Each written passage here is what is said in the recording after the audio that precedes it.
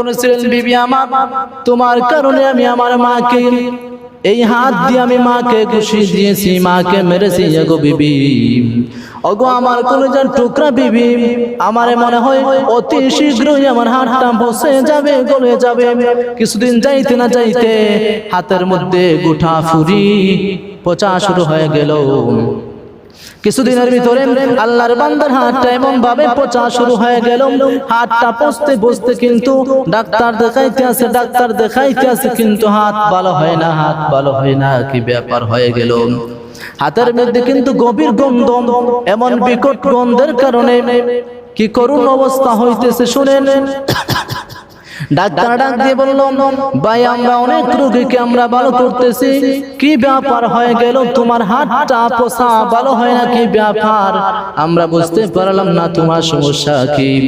আল্লাহর বান্দা এই যুবক ভাই এক পর্যায়ে ডাক্তারকে ডাক দিয়ে বলল, ও ডাক্তাররা, তোমরা আর আমার চিকিৎসা করবা না, তোমরা চিকিৎসা করতে আসো দুনিয়াতে, কিন্তু আমার ঔষধ কিন্তু দুনিয়ার জমিনে না। আমার হাতের চিকিৎসার ঔষধ দুনিয়ার বিজ্ঞান আবিষ্কার এখন পর্যন্ত করতে পারে নাই।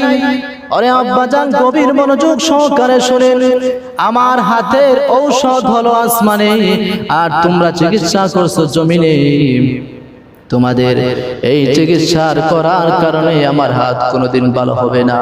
এক পর্যায়ে আল্লাহর বান্দার হাতটা পচতে পচতে এমন পচা শুরু হয়ে গেল, এমন বিকট গন্ধ শুরু হয়ে গেল। আল্লাহর বান্দার কাছ থেকে তো আদরের বিবি, তো কলিজার টুকরা বিবি, যেই বিবির কথায় মাকে আঘাত করেছে যুবক, এই বিবি এই স্বামীকে ছেড়ে অন্য স্বামী গ্রহণ করলো, বিবাহ করলো, তালাক দিয়ে চলে গেল।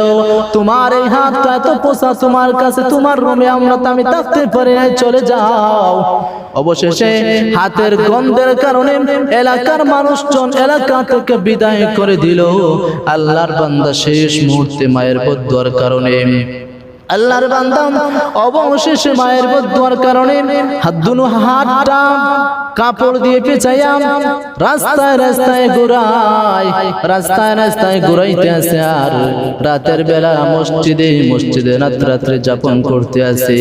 অবশেষে আল্লাহর বান্দা রাস্তার ধারে পড়ে মারা যায়। কিন্তু একজন মানুষ দাফন কাফন কোনো কিছু করে নাই। কুত্তা বিলাই, কুকুর বিড়াল গুলাম শকুন গুলা লাশটা টেনে টেনে খেয়ে ফেলেছে। শুধুমাত্র দেখেন